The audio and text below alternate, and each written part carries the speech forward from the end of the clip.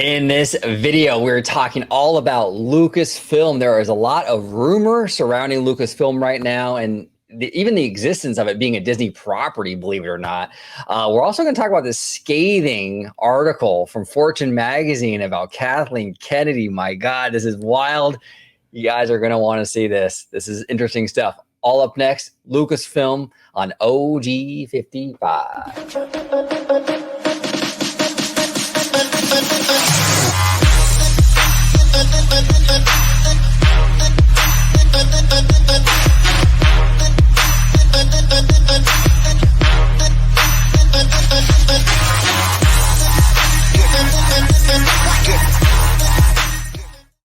Welcome aboard to another episode of OG55. I am joined by Dr. Dre, the Fire Marshal, host of Freshly Squeezed here on the channel. Welcome back, Mr. VashSky.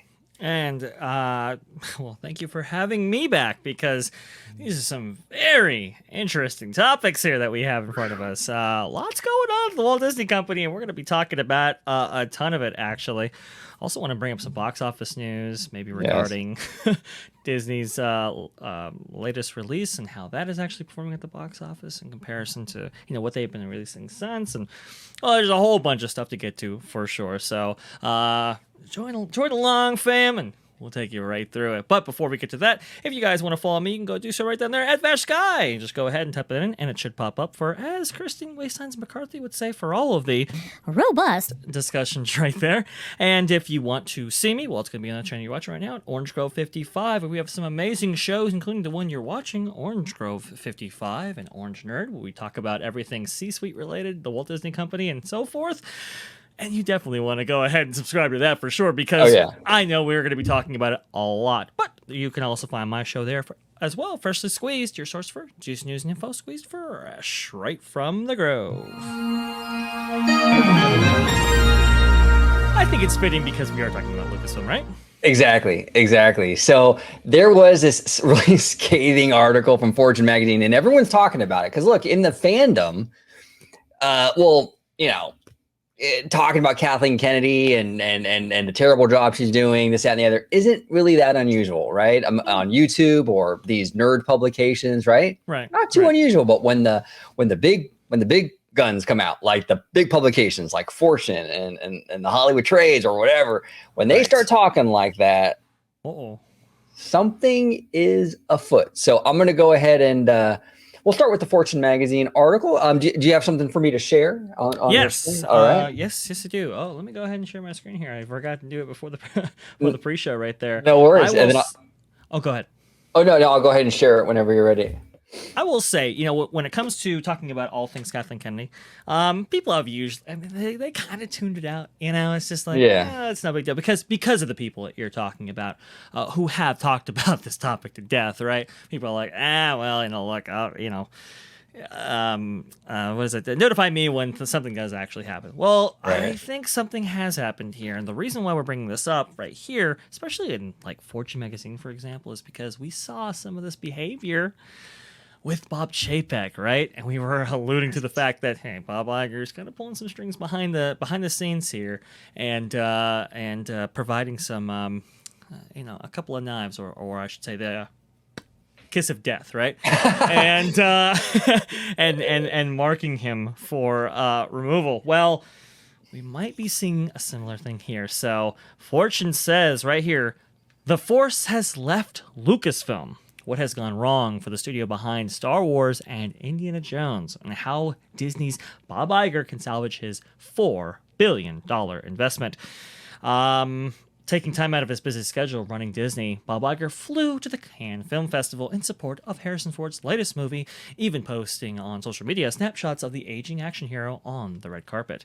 Lucasfilm Limited had just premiered the 5th installment in its Indiana Jones franchise, and a lot was riding on the fedora-sporting, bullwhip-toting archaeologist, portrayed now by a 80-year-old Hollywood star. At nearly $300 million, Dial of Destiny is one of the most expensive films ever made, and initial reviews suggest it could bomb big at the box office when it lands on June 30th. So we've talked about this before, OG, about how it really is kind of expensive here. This is really kind of a gamble for any franchise, for any studio. But be it that it is Indiana Jones, a lot of expectations are riding on it. For example, Harrison Ford didn't initially want to come back to Star Wars at all, unless he got another crack at the whip with with Indiana Jones 5. And this has been in development for some time now. I mean, when did we start talking about Indiana Jones 5 Oh, being, added to the slate? I mean, we've been talking about this for what, 4, 5 years now? it's been a long time. I don't know exactly, but I would say like 2017-ish, maybe around there, Right. 2018-ish. I mean, it's been a long time. Right. So there's a lot riding on this. This is going to be most likely, and I think Harrison Ford has actually said this. This is going to be his last, swing at this character in the fedora, right? And this is, I mean, this might be the last Indiana Jones film ever. This is going to be John Williams' last film. So, it's just a little bit of pressure here.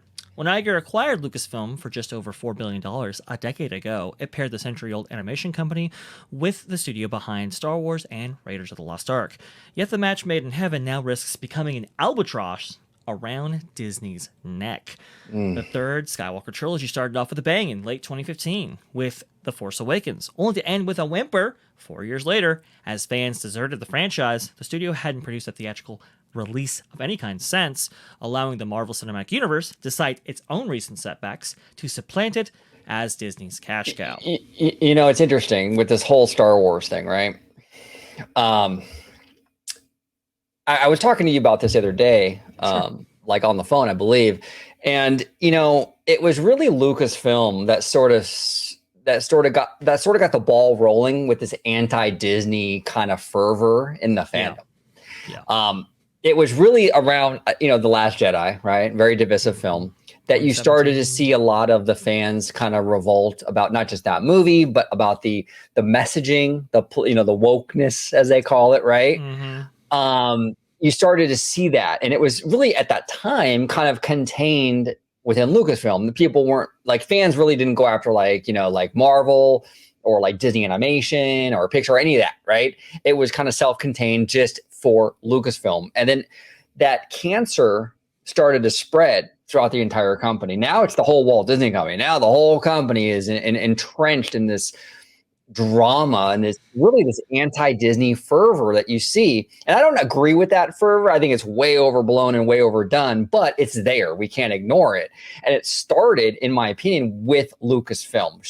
Kathleen Kennedy's Lucasfilm got that whole ball rolling. And I think we would be in a different place right now if that didn't occur, in my opinion.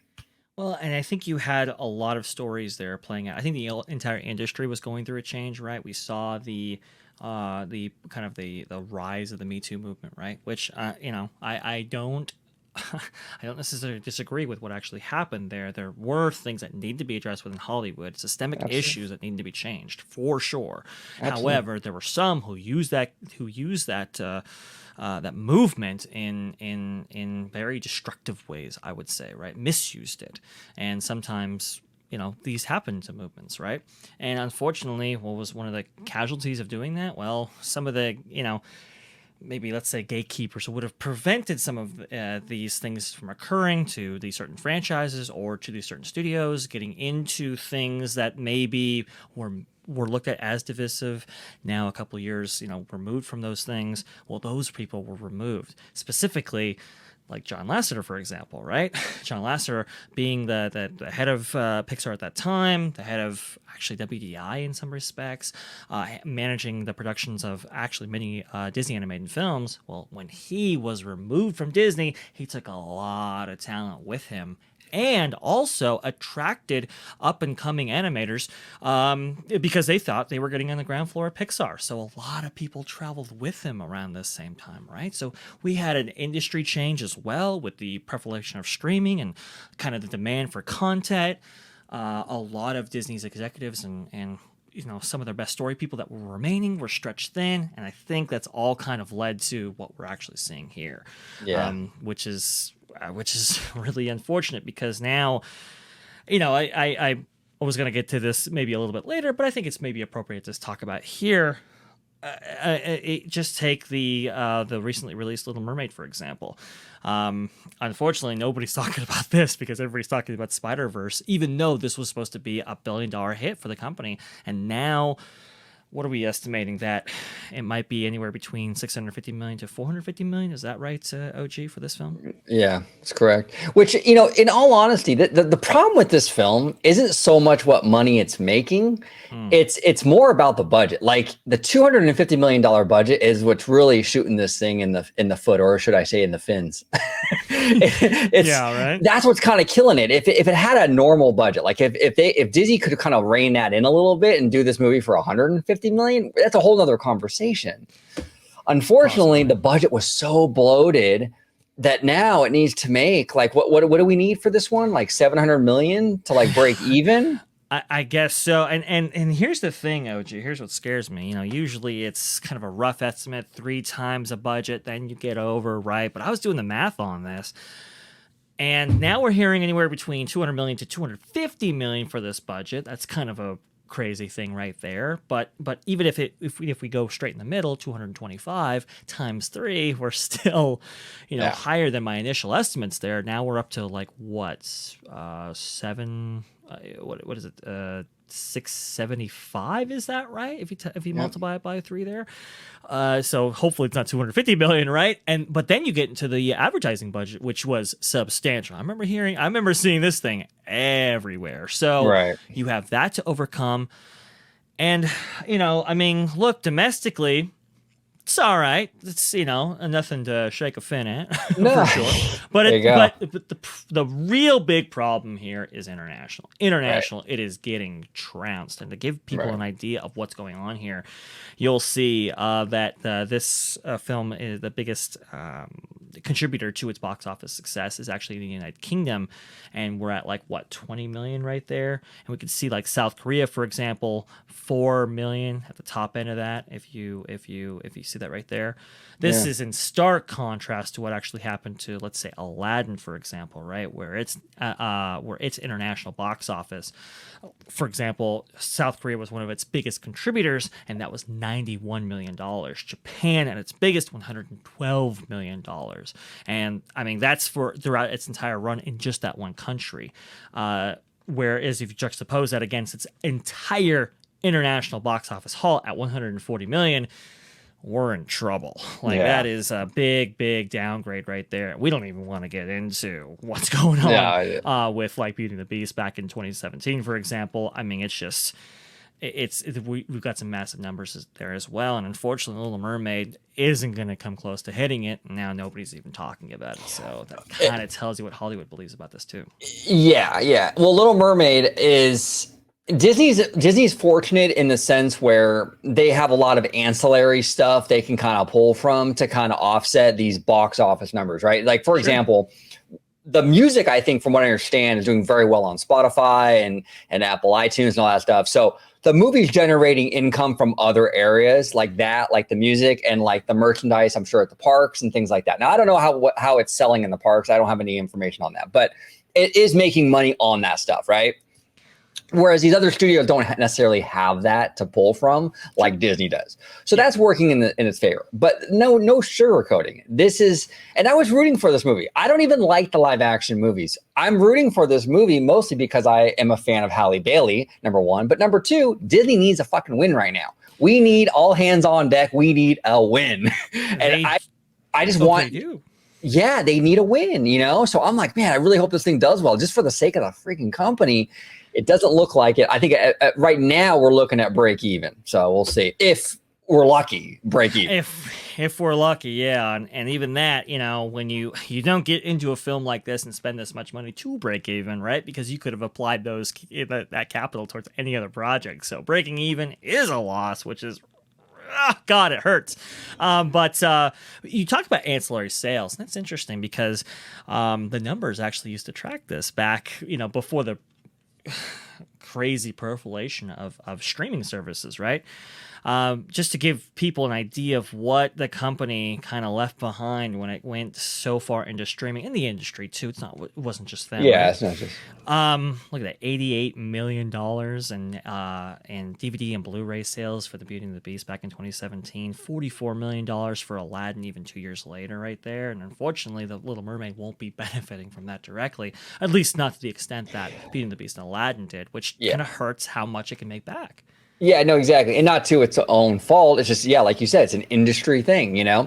And really there's right now there's an issue. Like even like the Fast X movie, the budget for that one, we talked about that many times on the show, is about the same as the Indiana Jones 5 budget, like 350, 340, 350. And that movie is the opposite problem of Little Mermaid, where it overseas, it's kind of crushing, but domestic, it's dying a dog's death. That's probably not going to make its money back.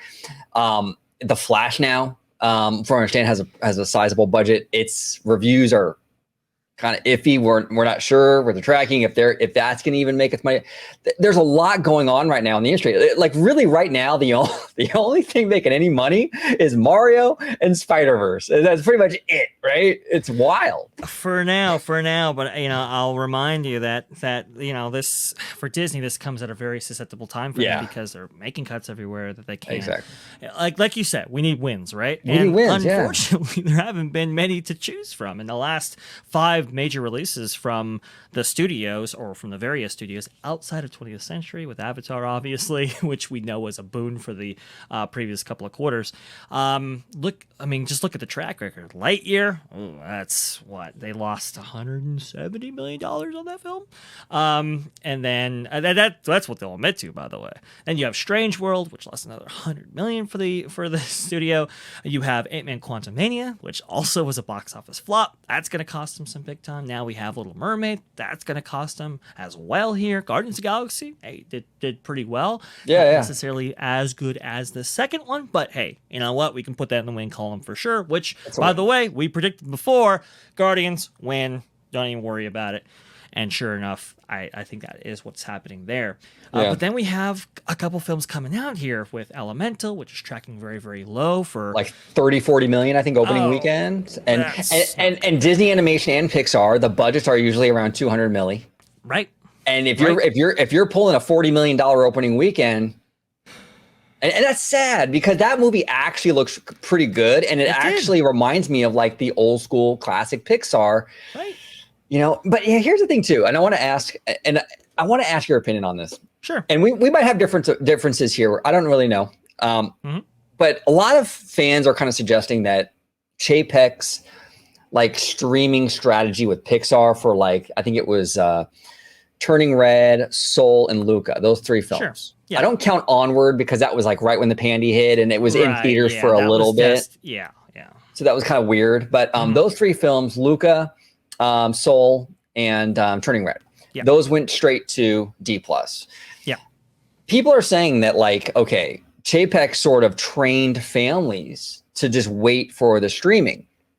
Now, I personally don't buy into that, and I call it an excuse because I feel like it's an excuse, but I don't buy into that mindset, because I think, look, I don't think you can train 3 movies is not a long enough time, in my opinion, to like completely reverse decades of movie going patterns.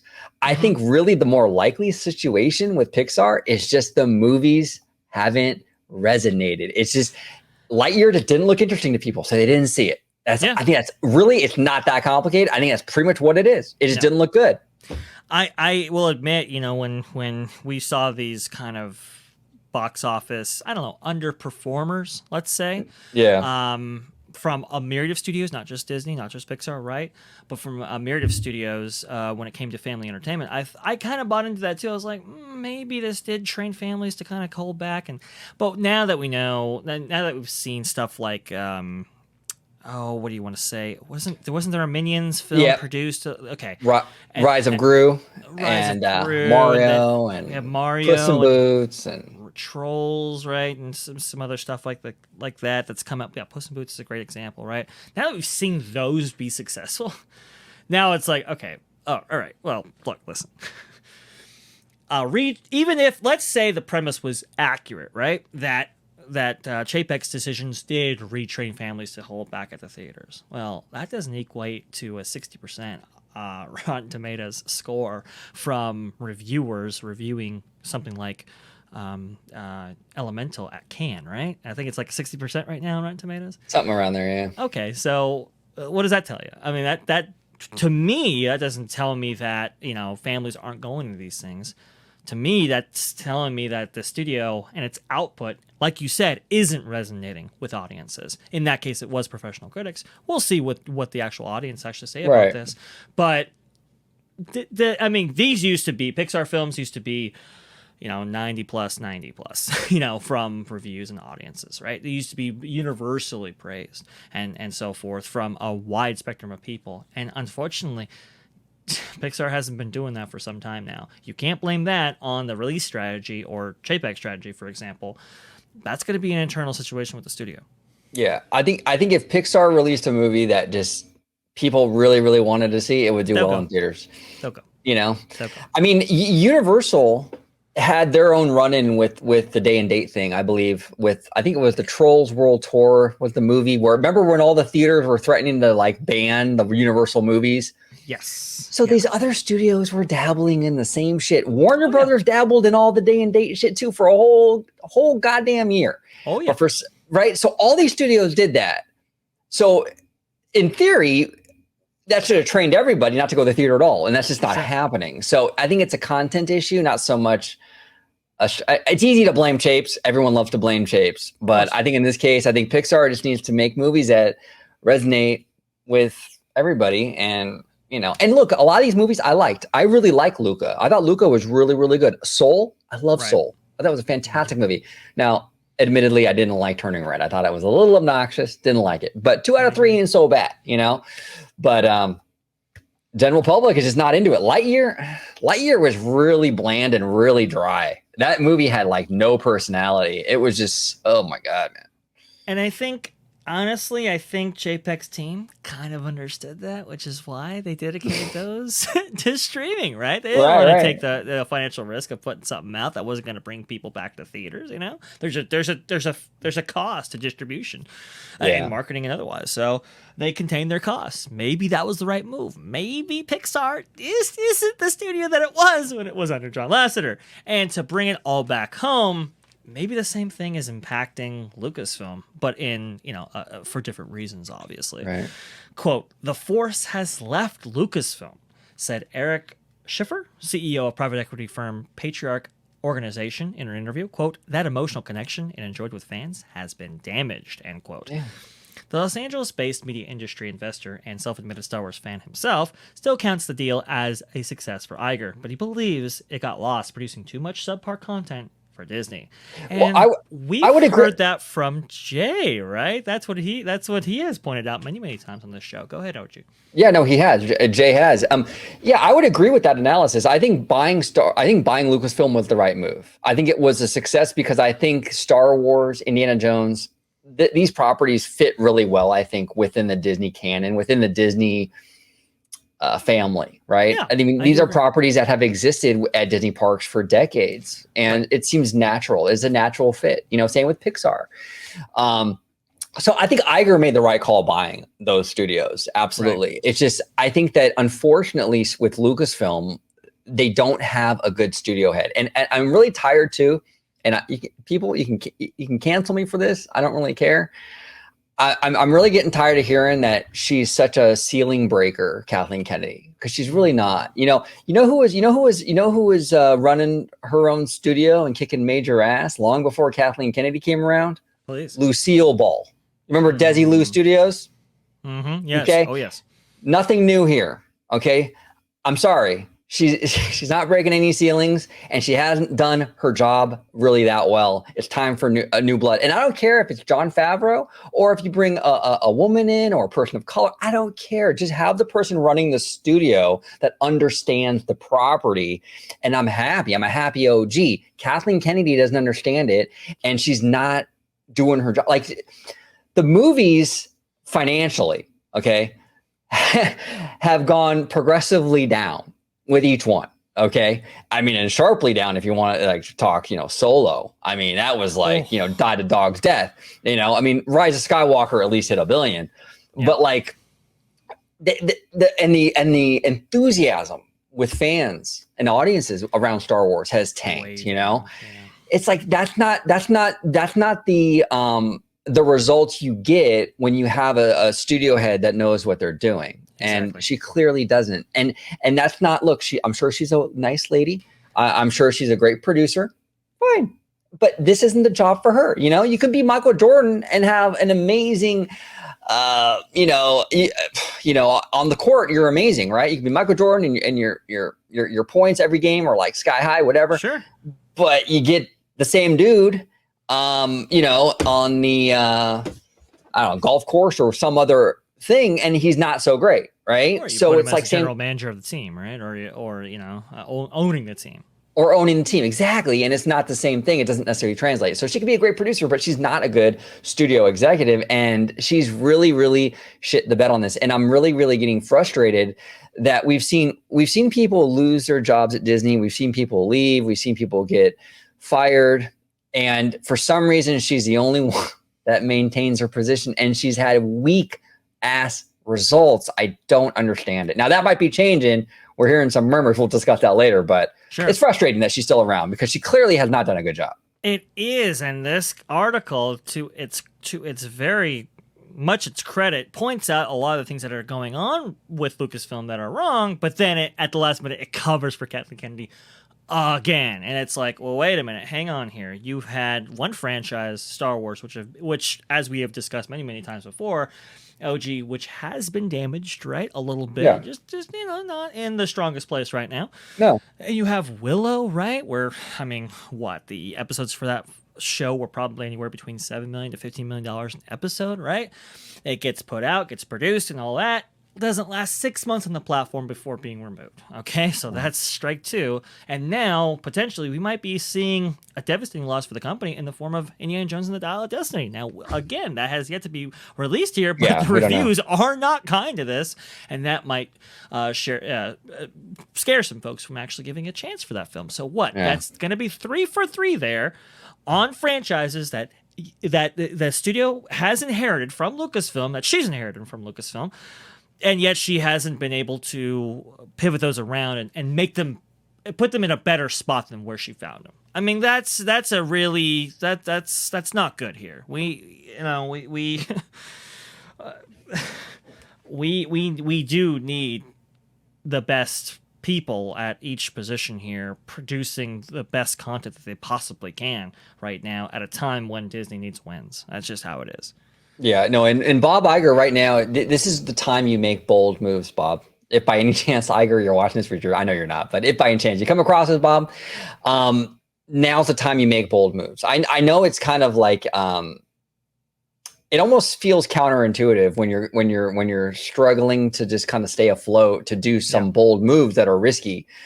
But I think on the content side, you have to clean house a lot. I mean, you have to go in there. You got to get rid of Kathleen Kennedy. I would take a double look at animation. I love Pete Docter, but again, I got to be consistent. I mean, Kathleen Kennedy hasn't been cutting it, and honestly, neither has Pete Docter. You might want to look at that. He has to start really looking at these leaders within the company and start questioning whether or not they need to be replaced with someone that can make movies that can actually put butts in theaters. Because at the end of the day, everyone's silent.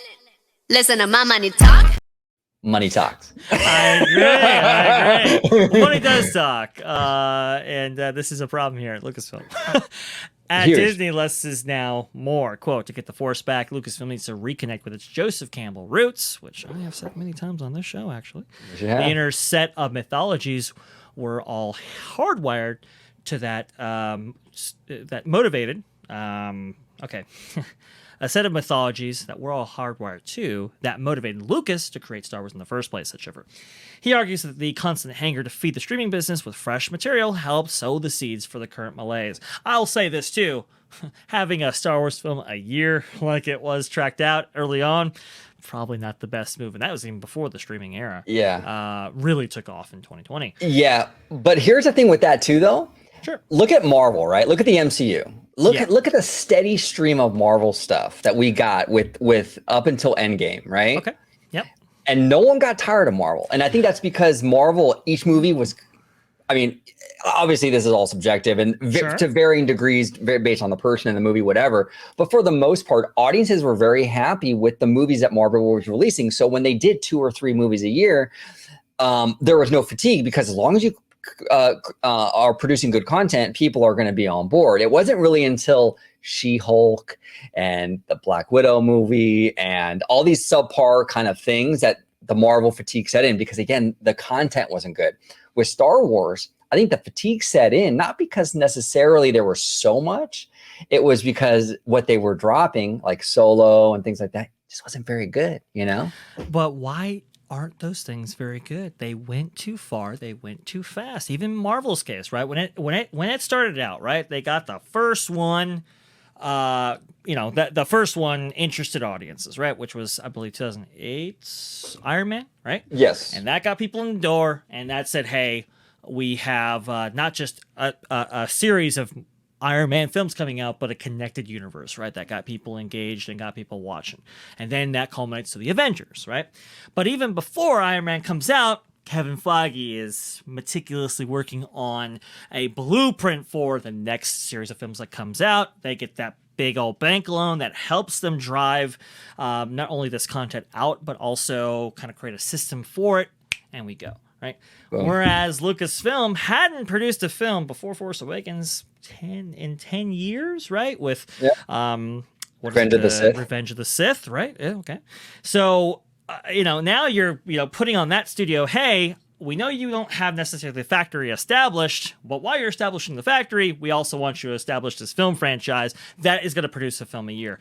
That is not necessarily the turnkey operation that Marvel was when Disney bought them. And that's the big difference, right? Yep. This article goes on to say, even as The Mandalorian, quote, the series that started it all for Disney Plus, in Iger's words, helped the CEO attract subscribers and catch up quickly with Netflix, it came at a cost of stretching the Star Wars brand beyond recognition.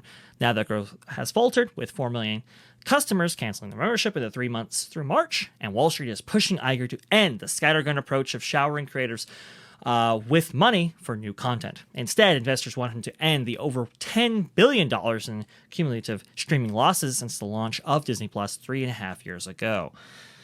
Yeah, look, I'll say this. Iger is in an unenviable position. I don't think it's all completely his fault, right? So no, not at all. When you are kind of dabbling into the streaming space, first of all, nobody expected streaming to skyrocket as soon as it did, right? And that had something to do with a global situation around that time, right? That just launched it into the stratosphere. Nobody predicted that the stock would be hinged on it to the extent that it was. Chapek dedicates $30 billion worth of capex to studio content in order to kind of shore that up. And then nobody expected, just a couple of years after that for Wall Street to pivot on a dime away from that, and now we have to rethink the entire business from the ground up. I mean, that's a lot for not only the company to go through, CEOs to go through, and creatives to go through. And I think Jay has talked about that before, this kind of stop-start kind of approach right here.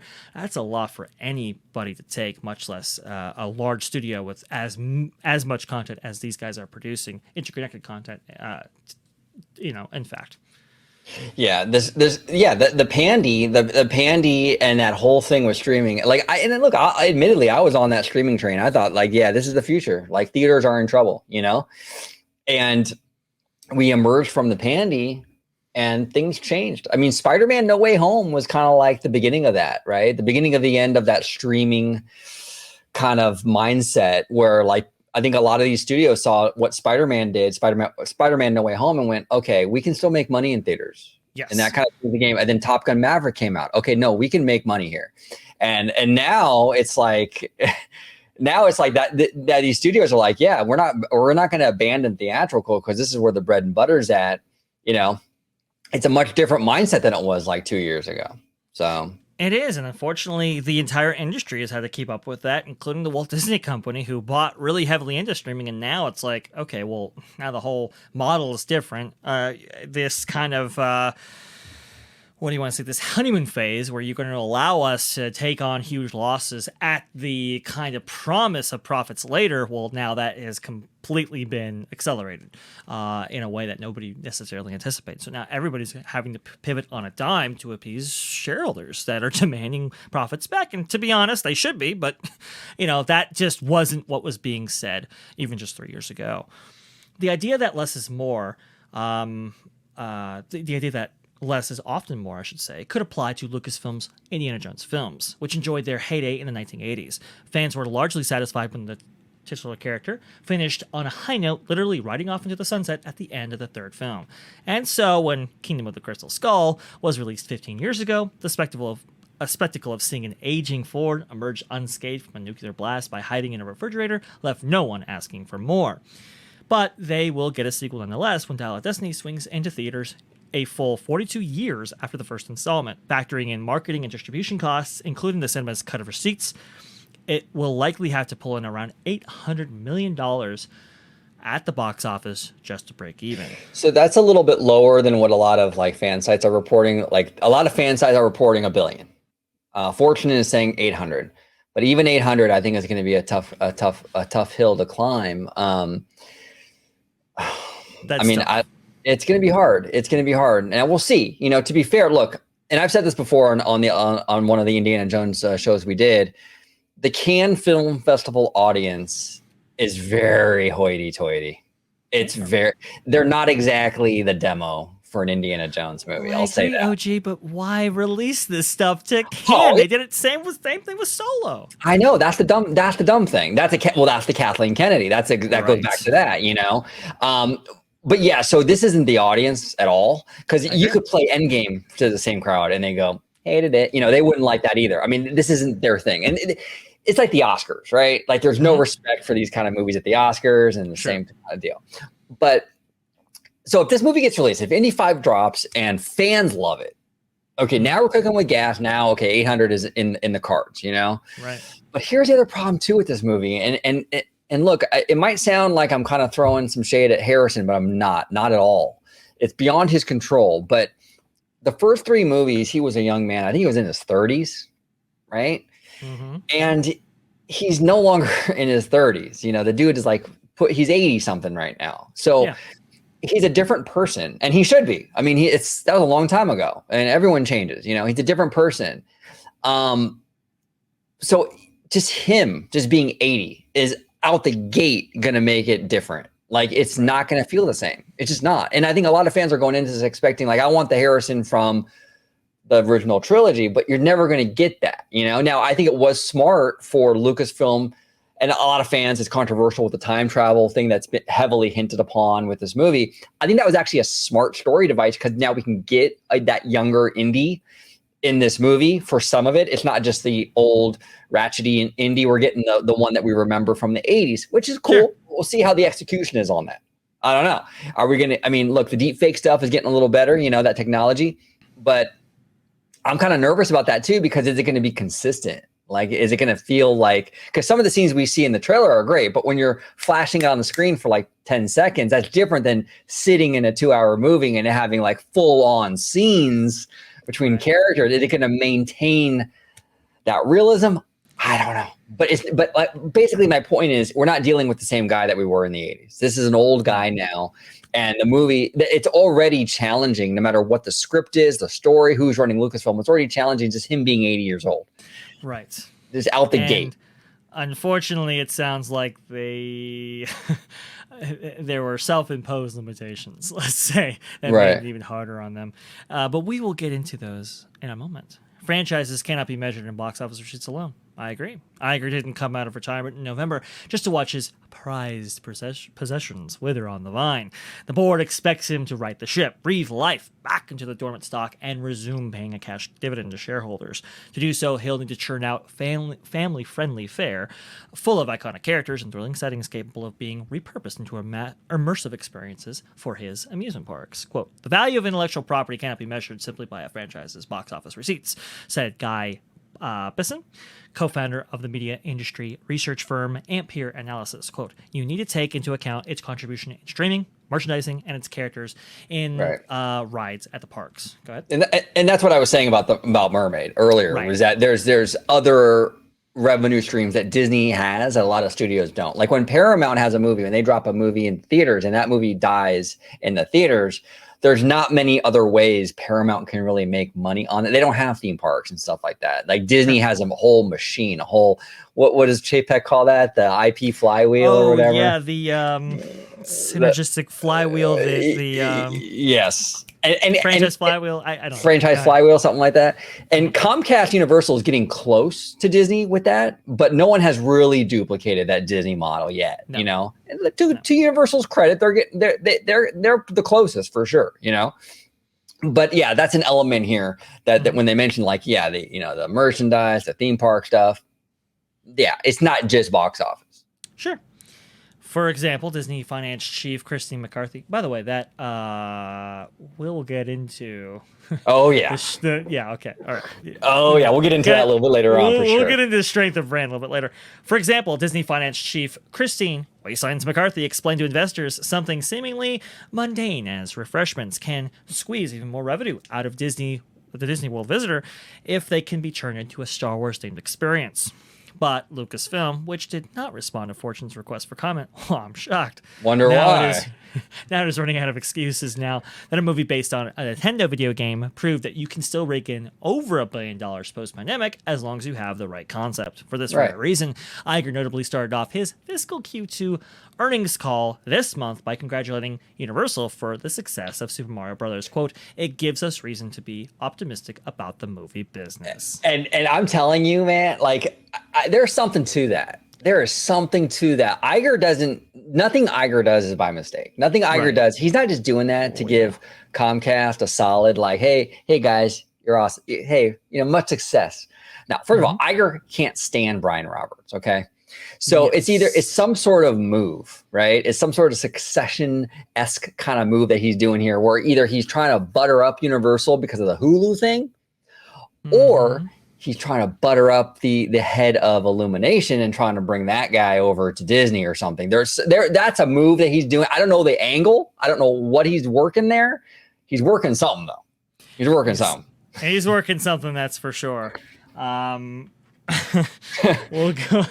go into Iger's comments and so forth in a little bit of a little moment here. Not to tease everybody, keep teasing along, people, fam. But I will say, dear viewers, there's some interesting developments here. On the eve of this article. Lucasfilm's first return to the theaters in years opens to poor reviews. The pressure on Dial Destiny to perform for the Disney CEO became apparent through a telling exchange at Cannes, which he attended for the very first time. Film critic Pete Hammond recounted Iger's reaction when informed Deadline just published a rave review of the fifth Indiana Jones movie. Quote, you could see the absolute relief on his face. End quote. You have made me very happy to hear that, he told me, and he meant it. So apparently Iger was telling him, oh, man, thank you for informing me that Deadline had a rave review for this thing. And everybody was asking, that's a little bit of a strange comment to make there. Well, that he was relieved, because that shows you he's not all in on this movie. Like, he's nervous. He's nervous. Yes, it does, and that's what the article says. That's probably because first impressions have otherwise been dreadful, with a franchise low 50% score on Rotten Tomatoes as of this writing. Vanity Fair proclaimed it, quote, not worthy of the whip, end quote, while the BBC felt Ford's globetrotting adventurer had been relegated to a background figure in his own film, including mainly for the purposes of being upstaged by younger co-star Phoebe Waller-Bridge. Quote, I'm not sure how many fans would want to see Indiana Jones as a broken, helpless old man who cowers in the corner while his patronizing goddaughter takes the lead, but that's what we're given, and it's as bleak as it sounds, end quote, the BBC wrote, branding it as, quote, gloomy and depressing final act. I wanted to ask you something with this, because look, I'm no fan of Kathleen Kennedy. I'm a James Mangold fan though. I love his work. Absolutely. I'm not a fan of Kathleen Kennedy. She should have been gone yesterday. Yeah. Here's my question to you though. Harrison Ford, I wonder how much input he has on this, because whenever I hear this stuff about the grumpy old man, Mhm. I feel like that's like Harrison's shtick kind of though. Like you ever see Harrison like now go on like Jimmy Kimmel or something? Mhm. That's his personality. Like I'm too old for this shit. Ah, fuck.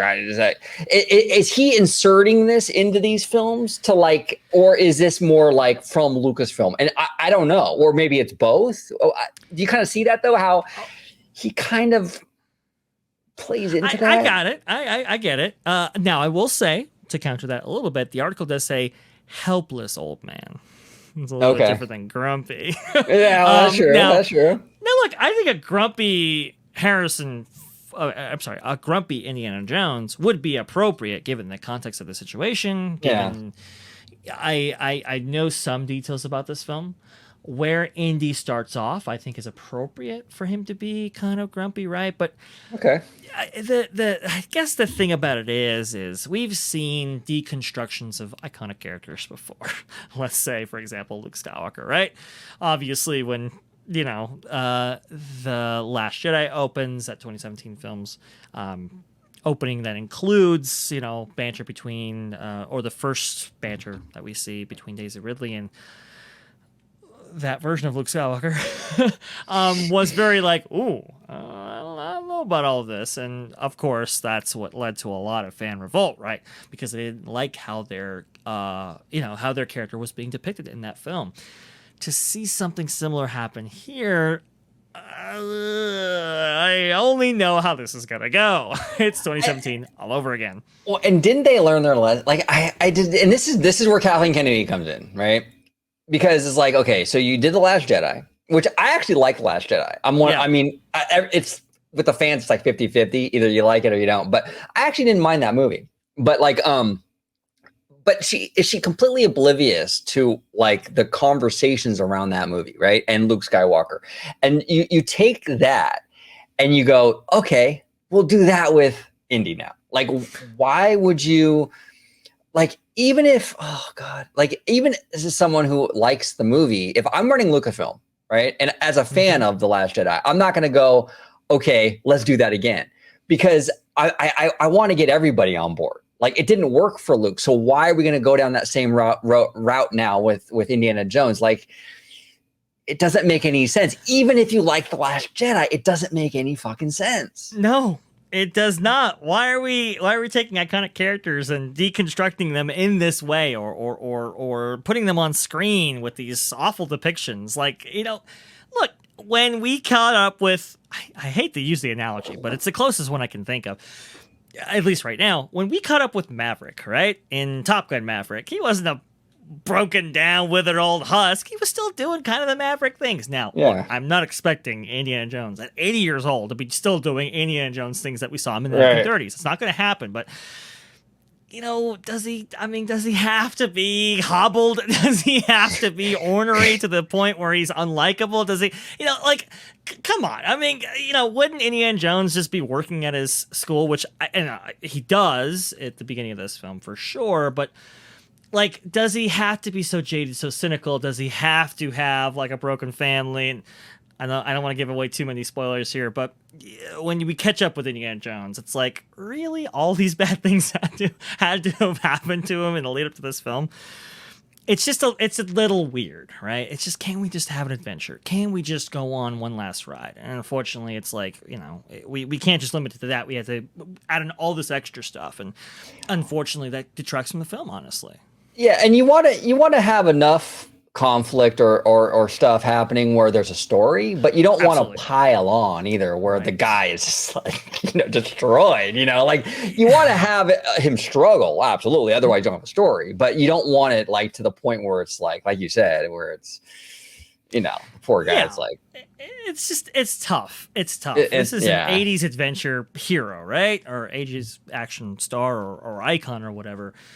I'm not saying put him precisely in that place once again, but do you have to take him so down where it's just like, yeah, you know what, dude, you should kill yourself, okay? It's tough. It's tough. We'll see how this actually goes. With Disney needing to shell out $9 billion at least to buy out Comcast, we'll talk about this in a moment, out of Hulu as early as next year, the last thing I hear needs his bad word of mouth building over the next 4 weeks to asphyxiate any hopes of blockbuster success. Now, this is actually an interesting kind of insert right here because it's now becoming well known that Disney has a big bill coming up here, right? With this Hulu purchase from Comcast. According to the contractual arrangement, Comcast has right of first refusal on this thing, and they need to come up with some kind of long-standing agreement, whether it's Comcast buying out Hulu from Disney or the other way around. And well, if Disney does buy out Comcast's share, well, you're talking at least $9 billion. And the reason why we say at least and really kind of emphasize that point is because now Comcast is saying that, well, it's worth way more than the valuation right now. Almost like double the amount. I think the last rumblings of this negotiation, they're asking for what, like $20 billion from this thing? And they're not going to get that because they're bringing in a third party to actually assess what it would be. I mean, I don't think they're going to get what look, Disney's not going to get it's going to be in the middle is what I'm trying to say. Like this third party, I think it's called arbitrator, will come in, assess it, and they'll name the price. So Comcast, if they're thinking they're getting what, 20 billion, that's a freaking pipe dream. But Disney's probably going to have to pay more than the 9 billion. It'll probably be somewhere in between. And no matter what, that's a fucking lot. If we saw the article, for this, they paid, what was it, $4 billion for Lucasfilm? Yes. So that was a big purchase back in the day. And that was a big purchase. So even best case scenario, $9 billion, that's basically 2 Lucasfilms that they have to pay Comcast. So here's the problem with the stock dropping as low as it has, right? So we know right now it's around the 90s, right? If I recall correctly, is it? Yeah, is it 88? No, today it actually, it's been going up the past few days actually since that Apple thing. Right today it closed at like 92. Well, good. Okay. All right. So it's kind of stayed steady at 92. That's a big improvement actually from the last few days actually. So that's very, very good.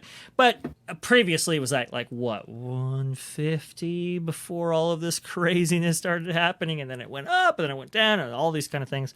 Right. The issue with the stock volatility at this certain time, right, is because previously Disney made a lot of its acquisitions, specifically like Lucasfilm, for example, Star Wars, all that, through stock. Right? So when the price is down, how do you pay for things that you need to pay for through stock? You really can't unless you give away the farm or you make a big industrial shareholder and all kinds of stuff, right? It's not a great way of doing things. Now, Valiant Renegade actually had some interesting commentary as to why Disney might be making the cuts and so forth that it is. And he cites the Hulu thing specifically. He says this. And we'll get to the rumor at the bottom of the screen here. Yeah, we will get to it, folks. Trust me. Valiant Renegade says this. No, Disney is cutting stuff right now to strengthen their balance sheet in order to have money or more leverage capacity to buy the remaining stake of Hulu. They aren't selling Lucasfilm or a theme park. Those properties have comparably little value to anyone but Disney. It's an interesting idea. I think Lucasfilm does have value. We'll get into that in a moment, right? But, yes, we will. Taking off stuff like Willow, for example, or some of these other properties off of Disney Plus, accelerating their depreciation, right? Shutting down the Galactic Star Cruiser, accelerating that depreciation, and taking the impairment fees for the other things, and shutting down the Lake Nona project, and just getting the financial, your financial house in order. To me, I thought it was to make this quarter look better because, Kristen Wiig McCarthy did allude to it in the last earnings call that this quarter, it was going to have some rough patches here, and that included softening at the theme parks. And honestly, that is what we're seeing right now. Not only have we heard a lot about these kind of deals that they're giving out right now. I think Disneyland just debuted a new summer deal for its California residents, right? Yeah, it's like $83 or something like that. Right. I believe if you get the 4-day option or the longer option, it amounts to $83 a day, which is significant savings for sure. Yeah. But we've seen a plethora of deals at Walt Disney World where they're discounting as high as deluxe rooms in some cases, right? We we saw that 3 or 4 day ticket offer with dated tickets that didn't require any reservations at it's just bargain bin prices, new VIP experiences or discounts and services apply to the annual pass holder program out there in Florida. And now our dear friend Disney Family Man 23, Citrus George, I believe it is now reporting straight from Walt Disney World, because that's where he is right now, that, hey, it is light out there right now, which is very unusual for the summer. Now, the summer seasons have been lightening up over the last few years, right? But not to this extent. I was trying to get numbers from him. Hey, you think it's what is it? 1 to 10? Where are we at right now in terms of the attendance? And he was saying 4s. 5s, Interesting. maybe topping out at 6s. Very unusual, and he knows it. I mean, he's been there summer after summer to kind of get a feel for how crowds should look like. Yeah. Fortunately, they're very light. Yeah, and it's weird. Like in Disneyland, I was just there. Like, and well, so were you. You were just there. It's been robust. I mean, the bodies in the park there's a lot of bodies. It's crowded. A lot of bodies. Yeah. But you brought up a great point to me on the phone. Because we were talking like, okay, what could this be? Because they're doing the summer deal for like the $80-something or whatever. Right. But it's busy. Like, what is it? And you brought up a great point. They're not making enough money. Like the bodies are there, but they're not making any money. And this is kind of like what I've said for a long time, actually. It's like, like with key holders and things like that. They're kind of like when you go to the mall and you see a bunch of high school kids hanging out at the mall, like sitting on the planters and just talking, and there's hundreds of them. The mall is technically busy, but these kids aren't buying anything. They're all hanging out and socializing. But at first glance, everything looks super busy. The mall must be making a lot of money, but they're really not.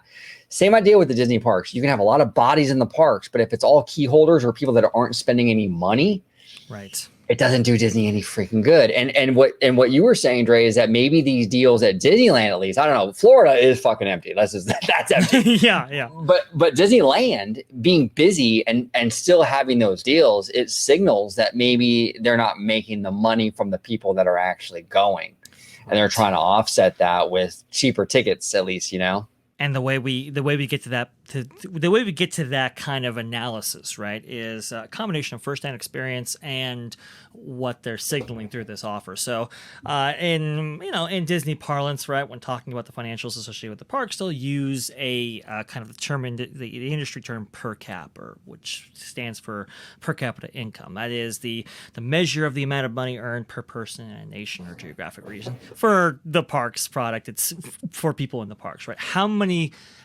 dollars are you earning per park guest that you actually have inside your gates, right? And that's where that per cap definition is referring to. So, I'm like 96% sure that their par caps are a little bit lower right now.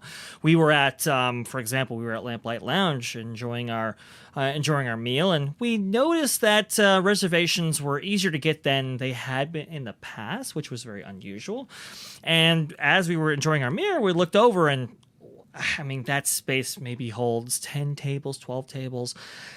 There were 5 empty tables, and a lot of the bar was unmanned and unoccupied. And it was like, ooh, that's really interesting. We go to Galactic Grill at the Tomorrowland Terrace, which has historically always had huge lines out the door for some of those food items. And every single time we went there, we walked right up and got our food. It's like, that's really, really interesting. That's some of that experience or anecdotal information, right? Right. But I think the way we can kind of positively say that their per caps are affected is doing those kind of ticket offers at a time when the parks don't really have a problem getting bodies in the park.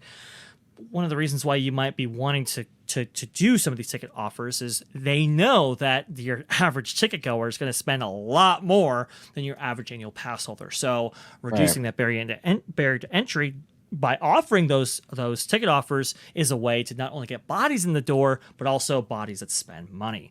So that's kind of what I'm thinking, what is going on for Disneyland Resort. In Walt Disney World, look, I mean, the economy is tough right now. People are pulling back in all kinds of ways. I think it's happening at Disneyland Resort, right? Where people are going, but not necessarily spending as much money as they used to. Right. For Walt Disney World, they're just maybe omitting vacations entirely, or if they are going, they're spending less while they are there. So look for this quarter, guys. The theme park, spreadsheet.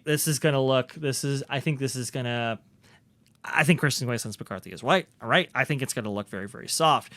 Disney Cruise Line, though, that might be the big winner here. So keep a lookout for that. But hey, look, if the theme parks are not doing as well, then the studio has to be doing better. And unfortunately, we might not be getting relief anytime soon. No, I don't think we are. When Valiant Renegade said that they might be looking to write the balance sheet in order to pay for this Comcast buyout of Hulu, it's a very interesting prospect. It is probable, and it's more probable, I would say, than maybe some of the other theories being positive. But we'll get to that in a moment. I would agree with you. I would agree with you on that. It is more probable. I still feel though with this Comcast deal, and I could be wrong. This is just OG speculating, but I think it's going to be kind of a mix. I think they're going to give Comcast something to offset that big price tag. Sure. I don't know what that something is going to be. It's not going to be like Lucasfilm or anything or like that, but I think there will be some trade involved, so they don't have to pay $10 billion. That's kind of what I'm leaning towards. The only issue with that though is like, what can they give Comcast, right? Like, I don't know. That's the thing. That's the problem. Does Disney have anything that Comcast wants outside of cash? Well, and the stuff that Comcast probably wants, Disney wants it still. They don't want to let go of it. Like, like Comcast, I'm sure they would love them, that Marvel. Like, but in hell, Disney's going to give that up. No, so it's like they have to find something they're willing to give up and something that's going to bring that price tag down, and that Comcast is willing to take from them. So it's a tough call, man. I mean, I know ESPN. I'm sure Brian Roberts would love that, but again, that's Disney probably wants that. So, yeah, and Brian Roberts may have won that 20 years ago, but we know the entertainment landscape has completely changed. So is that as attractive or as valuable as it once was? Right. Tough to say. It's a tough call. Exactly. Right now, though, grim news is all that Lucasfilm has to offer the Disney CEO. An attempt to expand on the lore of its 1988 fantasy tale Willow flopped hard when the series debuted on Disney Plus in November. Now it's not even on there. Not only was it canceled after the first 3 seasons, but the show was banished entirely from the platform as part of a thorough spring cleaning. Critics argued Willow is, in retrospect, would have been more valuable to Disney as a tax write-off than an actual content grabber for subscribers. No, it is. Man. It is. And I'm not going to go too hard on that because I know Alia loves that show. So, it probably is more valuable as a tax write-off. It just didn't, for a lot of people, it just didn't resonate. And that's okay, but this is the right move. And the same goes for the Star Cruiser, to be honest with you, the same situation there. Like it didn't hit with families, and it was better. It's better as a tax write-off to just shut it down. Fans desert Disney Star Wars. That's interesting. Disney Star Wars. Where have you heard that terminology from? Right now, this is sounding like a, Phantom Menace article, right? Yeah, it's interesting. But this is Fortune, so here we go. At the heart of this mess is Lucasfilm president Kathleen Kennedy, a member of Fortune's 2015 class of most powerful women. The youthful 69-year-old is an accomplished industry veteran in her own right, producing dozens of classic films, including Jurassic Park and E.T. the Extraterrestrial. Yet even being George Lucas's hand-picked successor has not shielded her from hefty criticism. A number of fans begrudge her, along with Last Jedi writer-director Rian Johnson, for deconstructing Luke Skywalker in the third trilogy. Talked about that, right? Actor Mark Hamill distanced himself from the creative choices Johnson and Kennedy took with his iconic character in a rare industry rebuke. Antagonized by the perceived shabby treatment of their childhood heroes, which, again, it looks like they're going to be doing again with Indiana Jones, fewer and fewer fans showed up from one movie to the next. The third and final installment, Rise of Skywalker, only took in half of the $2 billion that premiere film The Force Awakens made for Disney back in 2015. It's perhaps no wonder that the company's $5,000 per package Star Wars themed hotel, the Galactic Star Cruiser, is shutting down. The tactical mistake of placing it in the timeline of Disney's sequel trilogy doomed it to a lifespan of just 18 months after opening. Now, OG, who has had that analysis? Yeah, no, we've been talking about that for a long time, and that's a big part of the problem with the Star Cruiser. Not the whole thing. The price tag is definitely up there, you know. A lot of people just point to the price, but it's like there are some other things that really did it in. Exactly.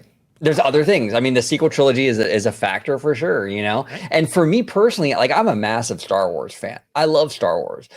But when I go on vacation, and when you're selling this as a cruise, like, okay, here's the thing. When I went on that Disney Wonder cruise back in November, right? Yes. My favorite parts of that whole cruise was not like the activities on the ship or anything like that. My favorite part was sitting on my balcony and watching the water, relaxing, right? That's what I love doing. Just watching the water and the animals. I had a blast doing that. When I'm on vacation, that sounds fantastic to me. When you're on a cruise like that. So when Disney tells you we're gonna do this Star Cruiser, it's like a cruise in the galaxy. I don't want to get it. I'm not interested in going in there and like LARPing and like this whole like Renaissance fair kind of thing. Like it's a lot of work. I'm on vacation. I don't want to do that. Now that might be great for some people. They might love that, and that's fantastic. But for me personally, it wasn't it. So you have that element, and I'm a huge Star Wars. I mean, look at my shirt, dude. I got a bunch of Star Wars shit behind me. I'm a Star Wars fan, and the Star Cruiser, I had no interest in it. So it was that the whole activity LARPing thing on top of the fact that it's just the sequel trilogy, which I don't even hate the sequel trilogy, but I want a little variety too, though. You know, right? And it's $5,000, or you know. It's not always 5,000 if you go on the website, it's up there though. It's up there. You're spending thousands no matter what, basically, unless you go by yourself. But who does that? Right. And the article does point this out here. Those wealthy enough to fork over thousands of dollars just to roleplay their heroes tend to be middle-aged fans of the original films who want to do battle against the sinister Darth Vader that they remember as kids, not the bland and forgettable Kylo Ren. That's a subjective take on there. There are sequel trilogy fans for sure, no question. But it's the people who shell out for an experience like this. They want the characters they remember. They just do.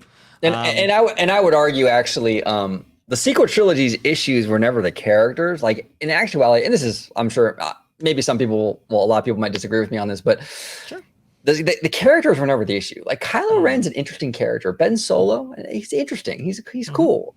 Even Rey, and Finn.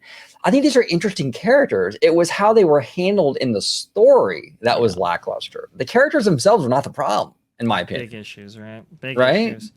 I don't disagree with you. I think there were the characters, as far as the rank of like problems with the sequel trilogy, actually don't rank as highly as other things, right? So and honestly, the characters and their backstories and where you could go with those characters was really interesting, but unfortunately that execution was lacking as well. Well, you take Kylo Ren and this whole thing that they introduced in The Force Awakens about finishing what his grandfather started. It's a dope concept. Like that's really cool. And that seems like a natural kind of organic progression of the story. That's what like a dark side grandson of Vader would probably do. It makes sense. It just, as it went on, it unraveled, you know?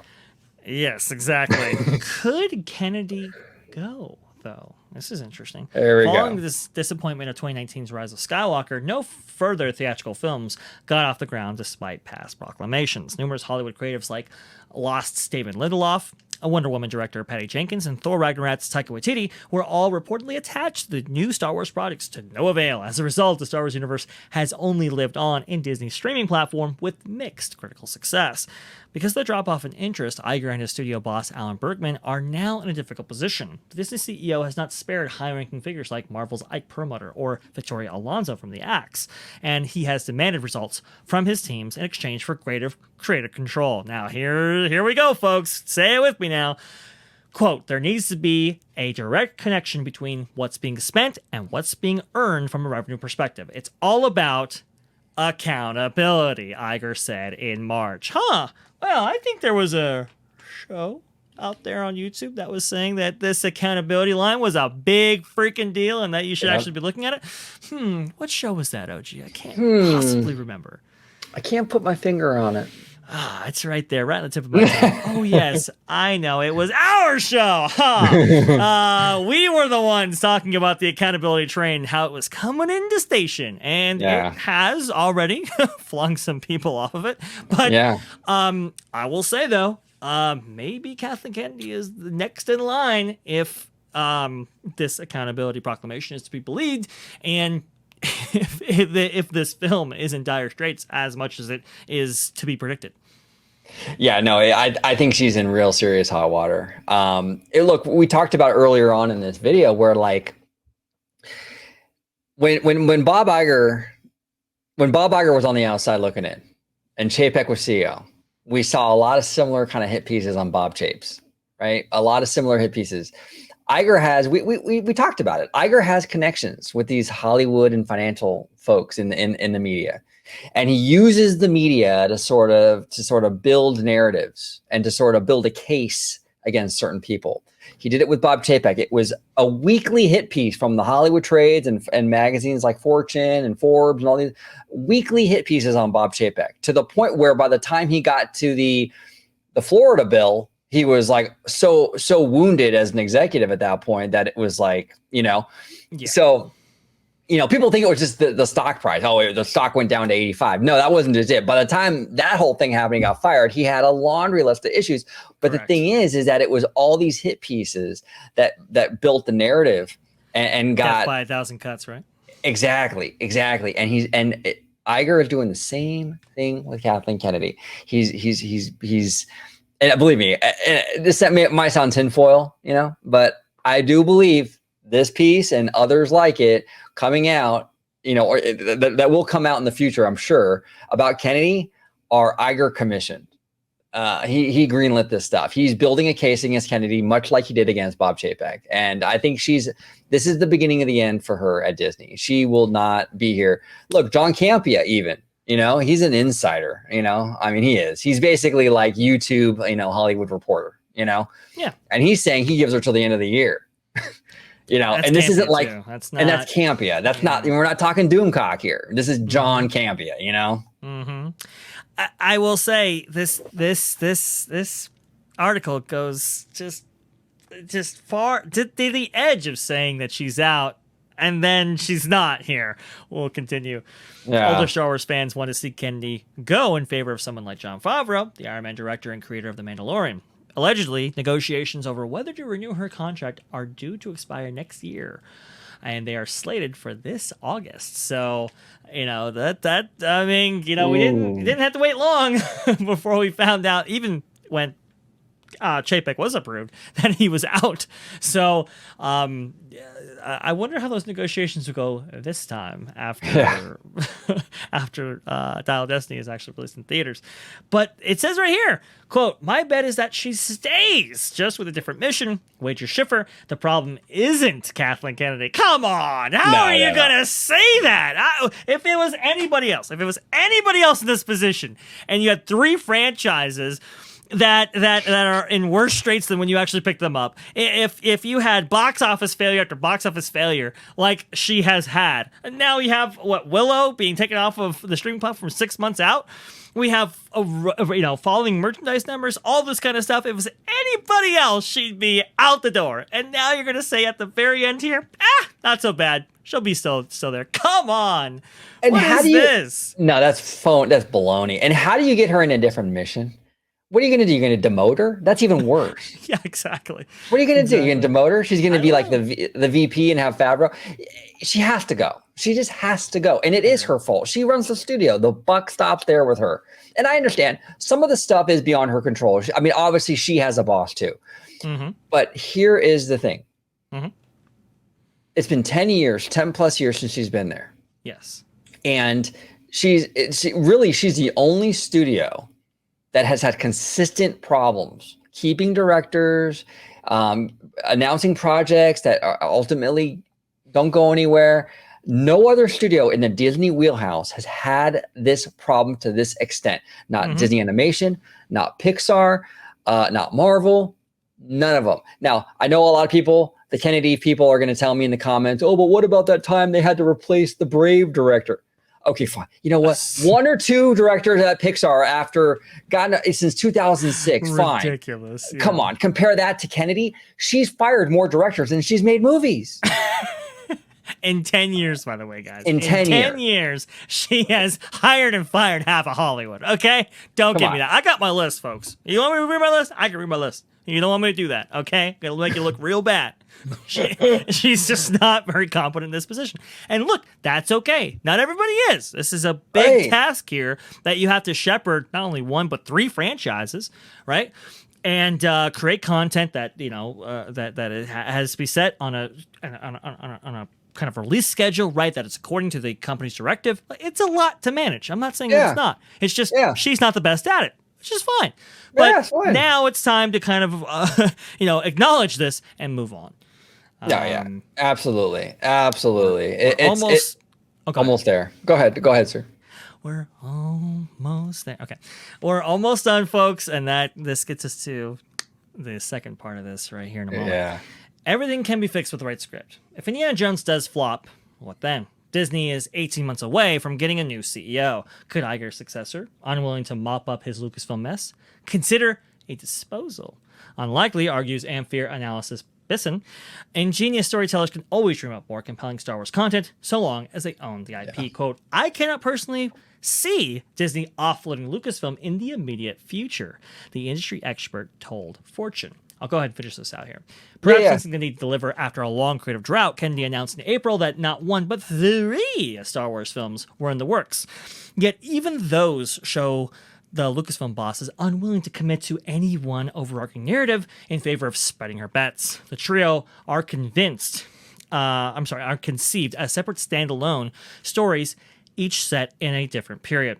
Should any one or all 3 survive development and go into actual production, it's kind of a backhanded, acknowledgement of she's got problems with that. Like what we just talked about, basically, with the directors and all that. Yeah. The damage can still be fixed with the right script and creative vision. Quote, this is not forever. If another film turned out to be good, the fans will be there, said Schiffer. Yeah. In fact, we'd be the first. Now, I want to go scroll back up to this line about, hey, can I see this being offloaded here? Because we have a rumor coming out of one camp here suggesting that Disney right now is in the process of trying to offload Lucasfilm. Interesting. This is very, very interesting. So, Cameron Pasha, who we have cited here before, has detailed in his Patreon account a series of events that, when taken separately, might not amount to anything, but in his opinion, when taken together, is amounting to a story that could be huge for not only the future of the Walt Disney Company, but also and especially Lucasfilm. So let me go ahead and read that for you guys. Yeah, let's dive into this. Okay. This is fascinating. Cameron Pasha gives us a scoop here, and he says this right here. Scoop, Lucasfilm sale being discussed by Iger, development freeze in place. Per Cameron, I just got a major download from Sparrow today, and it is some of the most important information they have revealed to date. I'm going to jump right into this with big news. Bob Iger and Disney lawyers have begun discussing what the sale of Lucasfilm would look like, as they have identified a buyer who has expressed interest. So some big claims here from Cameron Pasha. Let's go ahead and read on. Yeah. Well, the buyer could be another studio or corporate entity. Sparrow believes that from the context of the discussions that it may actually be an individual. Okay, interesting. And if true, perhaps only one individual could fit that bill. George Lucas. Okay, all right. Now, okay. Let's see what he says. Yeah. I almost dropped my phone when they said that. But it gets much more interesting. Apparently, a second conversation is taking place about how to separate Lucasfilm properties from overseas parks that could be sold, meaning that there are also conversations about selling international parks to some entity, but removing Lucasfilm branded materials from the premises as part of the deal, likely to bundle them as part of the sale of Lucasfilm to the buyer. But wait, there's more. Due to the conversations about the sale of the studio, Disney has implemented an indefinite hold on all unproduced Lucasfilm projects. That includes the second season of Ahsoka, the Jedi Origins movie by James Mangold, and of course, the fake Rey movie announced by Kathleen Kennedy. Okay? And shockingly, that also includes Dave Filoni's Heir to the Empire. This does not mean that these projects are canceled, although the fake Rey movie was never real anyway. This is Cayman Pasha here. It means that development is being suspended until the future of Lucasfilm is settled, which may be faster than we realize, since the lawyers are already drawing up a plan for what a sale could look like to this mysterious buyer. And of course, this would include The Acolyte, which Sparrow still does not see any evidence for being a fully funded series. Any further work on Leslie Headland's Boondoggle would be suspended per the development freeze. Okay, so before we're going on further, what do we take from this? Okay, this is interesting. So he said there's a development freeze on all this stuff that they're working on because there's talks of selling it to George Lucas, is basically what he's saying. Now, here's the thing. I have never heard of that before. Like with any acquisition at Disney or anywhere really, but any acquisition, it's business as usual while these deals are going on in the background. These negotiations are going on in the background. So when Disney was looking to buy Pixar, Pixar didn't put all their movies on hold until the deal went through. Right. Same with Fox. Fox was business as usual. A lot of the movies were in production all during that negotiation period, you know? Same goes for Marvel and any of this stuff. So it doesn't really make a whole lot of sense. Now, look, I'm not a Hollywood insider. I'm not, but I'm just saying from what I've seen, just from following the stuff for many, many years, I've never heard of a content freeze because there's talks of selling the studio. Number one, that's weird. But number two, selling to George Lucas is a weird move because number one, the dude's getting up there. Is he really going to want this? It would be hard for me to believe that at his age, he wants to take this on right now. Right. It's a little strange. And then the fans that don't like Kathleen Kennedy, I would be very, very hesitant to celebrate if that is true, because Kennedy was put in there by George Lucas. So if you think you're getting rid of Kennedy because Lucas now owns it, no, she'll still be there. Believe me. I mean, that was his choice. Like, she was his pick, not Bob Iger's pick. His pick. That's number two. Number three, it makes no sense to sell Lucasfilm. You're not going to get, like, Disney's in debt right now, or what VR was saying basically, for the Comcast deal, the 9-10 billion and the debt load that Disney has right now. You're not going to sell Lucasfilm and even put a dent in a lot of that stuff. And not only are you not going to put a dent in it, but now you're setting yourself up to have to pay the buyer licensing fees to utilize all the Star Wars shit in your domestic parks. So why would you do that? So yeah, you get the billion whatever up front, but now you're paying some other company or some other person licensing fees forever. It's like in long term, you're paying way, way more. It really makes no sense. When it comes to streaming and Disney Plus, the one successful thing that you can point to for Disney Plus was The Mandalorian, which was a Star Wars property. That was the one thing that was actually successful on Disney Plus. It's the one thing they were selling like in a big way for this new Apple Vision thing was Mando. Like, why would you get rid of Lucasfilm? I get it. Kathleen Kennedy shits the bed and she's not great with the movies and all that stuff, but you're going to throw the baby out with the bathwater? You have Grogu, your biggest moneymaker, you're going to throw that all away? It makes no sense to me. It really makes no sense to me. Look, and I like Cameron. I do. But at the end of the day, I think you got some bad info on this one. I'm sorry. I think so. I think this is wishful thinking, to be honest with you. I mean, wouldn't it be great if George Lucas owned the franchise again? Oh, guess what? Guess who's interested?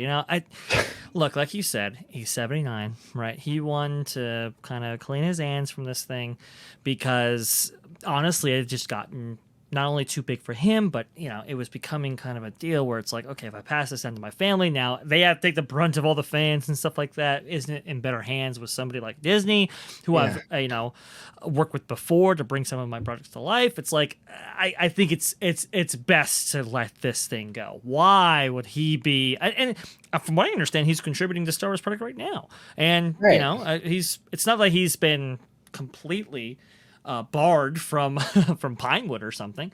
Like there is this kind of this process by which this collaboration process that exists right now. Why trade that in to own the farm and have to milk the cows yourself? Right? It just doesn't make much sense from that standpoint alone. But now we get into the parks, which, hey, OG, me and you, we know a little thing about parks, right? Right. And exactly. so he's suggesting that they're going to be selling off The international portions, parks. if not all the parks, right? Which, by the way, you know that those deals are a little bit, it's not just Disney owns this and, these guys own that. No, it's about, for the Asian parks, for example, it's about a 50-50 split between them and the Chinese government, for example, who actually owns and operates those parks. For the Disneyland Paris, they up their financial stake to about, 90%, 94, 95% for that park. So they basically own that outright. Tokyo is completely the opposite, where Tokyo basically owns and operates those parks, and they pay a licensing fee and some other fees associated with Disney to use their, brands and characters and so forth. And then we have domestic parks, which they own out entirely, right? Well, if you look at those international parks and what they have in terms of Star Wars or even Lucasfilm content, we have what is it, 4 or 5 rides? Entirely?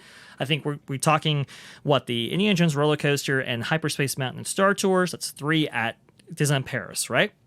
And then there's no Star Wars presence at both Shanghai and Hong Kong, so we don't have to worry about those. I don't think there is. If I'm not mistaken. I don't think there is either. And in Tokyo, we have 2 attractions, right? We have the Indiana Jones Adventure, very similar to California's, but themed to the Crystal Skull, and then Star Tours, right? So we have 5. I'm mistaken? Yeah, no, you're right. Absolutely. We're going to parse out the ownership of those parks for attractions that could be relatively easily themed to something else if they want to avoid those fees.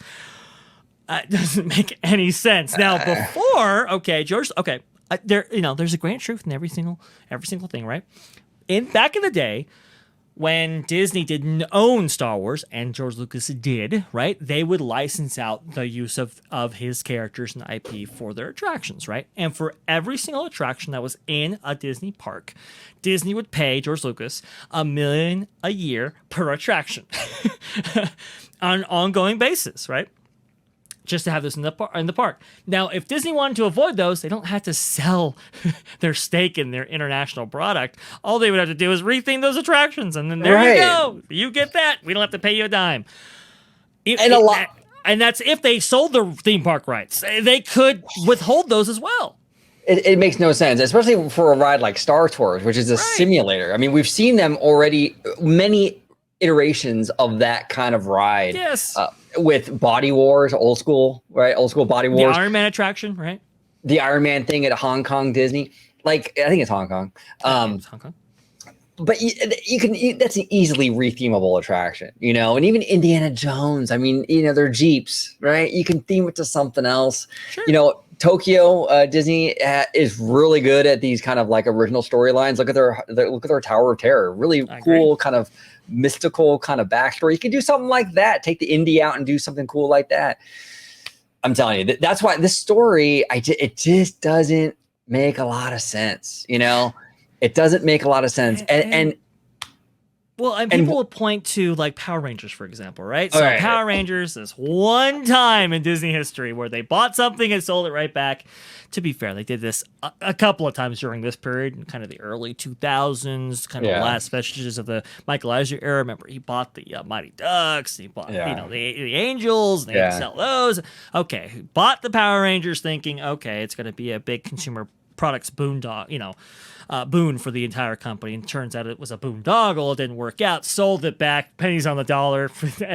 Actually, much more than they bought it for to the original owner, and so forth. We're not even in the same league, guys. Okay, Star Wars is a mega franchise. This thing is huge. $4 billion. Okay, now Disney has. I know it doesn't sound like it throughout this entire conversation, but they've added value to that substantially, right? Each one of those Star Wars Galaxy's Edge editions for the 2 parks, Disneyland and Disney Hollywood Studios, are $1 billion each, right? We just talked about how Star Wars Galactic Star Cruiser will have an accelerated depreciation of anywhere between $150 to $300 million, right? There are assets to be had here, and that's just the parks division, not even including the Star Wars films and TV shows that they've added to this repository of content, right? I mean, Mandalorian alone. Right.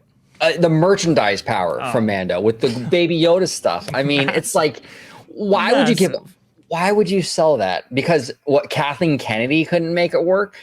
Come on. It doesn't make any sense. It doesn't make any. And Disney is a company that has an enormous amount of of assets that they could sell long before they had to sell this stuff. Correct. I mean, there's a lot of stuff they could sell, and if they need to make a buck, they can do it.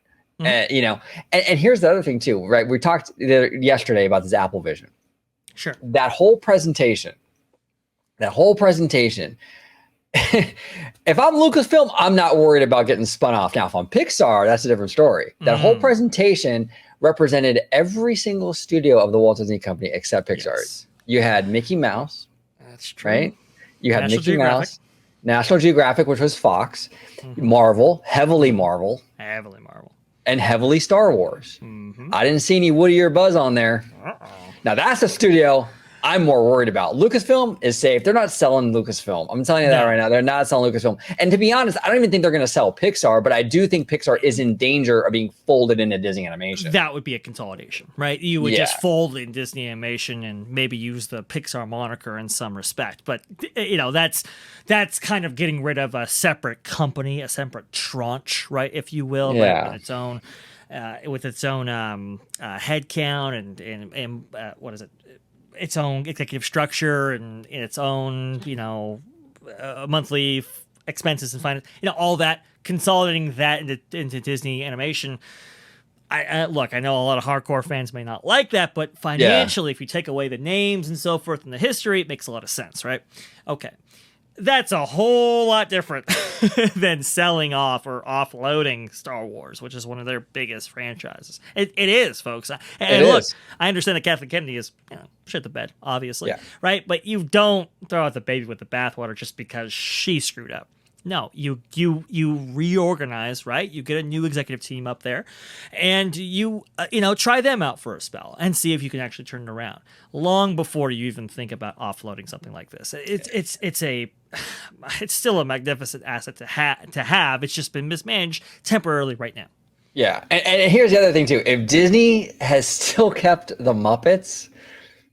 I mean, the Muppets, which, like, I'm telling you, Disney has tried so much with these Muppets. And I think they've had one success with it, that one movie in like 2010 that did well, the Muppet movie. Everything else they've ever tried with the Muppets have just died a dog's death, and they still maintain that IP. But they're going to sell Lucasfilm, though. I just don't see it. Now, look, hey, if by chance this is what happens, we make a video and we'll give Cameron all the credit in the world, and absolutely. But I just can't see it happening. And even financially, it doesn't make a whole lot of sense, to be honest. To be fair, OG, how many videos have we made giving Cameron his due? Absolutely. That's kind of the issue. But hey, we'll go along with it a little bit here. I don't mean to disparage the gentleman. He does have sources. Let's go ahead and let's give him a chance here. Okay. Yeah, absolutely. Yeah. And to continue here. Okay. And that would explain why Hedlund leaked out to her buddy Jason Ward that her show is, quote, finished filming, as no further work is allowed on it, and people would start asking questions about how production is going as time went along with no news. But the revelation doesn't stop there. So the Hedlund connection, that's referring to the Acolyte, which I always think is it's a weird thing that unfortunately Cameron has fixated on, saying that the Acolyte isn't a real show. Look, we heard from, I believe, the Morgan Stanley conference featuring Bob Iger. He said up there on stage, hey, I've seen the Acolyte, looks great, can't wait for it to actually come out. So he's acknowledging that it's a real show. Star Wars Celebration had all the actors up there talking about the training that they had done, the filming that they had done, the settings and locations and stories that they were making, and that they were so excited to see this thing through. That's a little weird to not, be a real show. We saw a sizzle reel there and so forth that people were really excited about. There's a lot behind this to suggest it's not a real show. It's just a very weird allegation to make. It's a weird allegation, especially with Lucasfilm, and I'll tell you why. Lucasfilm is not shy with like shit canning projects. I mean, we just talked about how many times they've canceled shit. They let directors go. Like, why this one are they faking it? Like, why are they pretending this show needs, like, if they don't, I mean, just don't do the show like you did every other film that you fucking cancel. We know this show has been very heavily criticized for the timeline it takes place in, and for the the character designs they feature, and just a whole bunch of other stuff, right? Yeah. like the George Lucas thing, is this wish casting? It kind of feels like it a little bit. And I'm sorry, but, extraordinary claims require extraordinary evidence. Look, I understand you have sources, and, I have sources too, right? Not everything materializes that absolutely we come forward with, for sure. No, absolutely. Things change and all that. But at some point, we need to start coming out with the hits. And unfortunately, I have yet to see it. We'll go on. Let's see. The revelation doesn't stop there. And now we are entering murky waters where Disney's dark sins are starting to float to the surface. Sparrow is hearing rumors inside the Lucasfilm office that there is a major Disney accounting scandal due to, quote, off-the-books financial mismanagement, and that the bookkeepers are being tasked with covering up a multi-billion-dollar hole through complex accounting shams, including overvaluing Hulu, which Comcast is expected to sell in full to Disney in 2024. What? Which Comcast is expected to sell in full to Disney?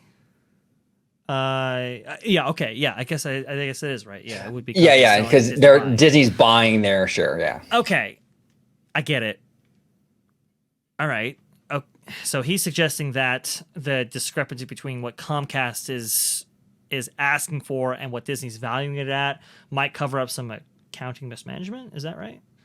That's what he's saying. I mean, so I don't know. We need Comcast to be in on this. Okay. Yeah, you. All right. There's just that's the thing. It's the truth. Like here's my kind of here's my kind of thing when it comes to like getting to the bottom of things. Okay. The truth is usually the most simple answer, right? Like, so if you're having to go in there with like spinning 15 different plates and all these crazy things need to happen, right?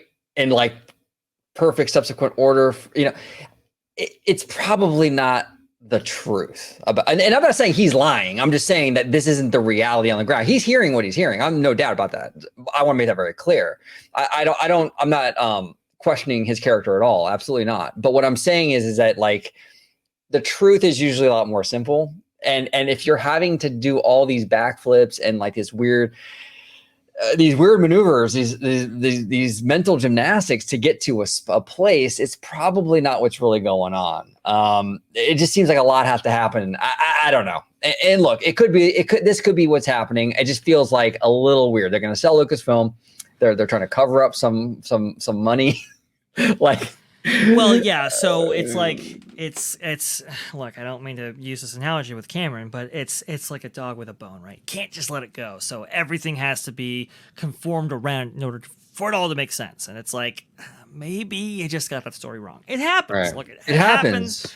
These things, you have a theory, right? And some new information comes along. It's like, oh, well, you got to throw that old theory away because new evidence has come out that completely expunges that theory, but also sets up a new foundation from which to build on. These things happen, and that actually happened to me the other day. I mean, I was really, and I stand by it still, but my mindset has changed. When I said, like, since Tim Cook has taken over Apple, they've been kind of resting on laurels, kind of treading water. They haven't really been innovating like they were in the Jobs era, the Steve Jobs era. And I made a tweet about that. Now, that was before the Apple Vision presentation. And we did a show on Apple Vision yesterday. I learned even more about Apple Vision, and it's even more of a game changer, in my opinion, than I thought it was even a couple of days ago. Sure. But when that Apple Vision presentation dropped, my opinion of Apple changed, because before I was like, okay, they're treading water. They're just doing everything. You're either going to get the big iPad or the small iPad, the rose gold iPad, the red iPad. It was very uninspired for the past decade or so.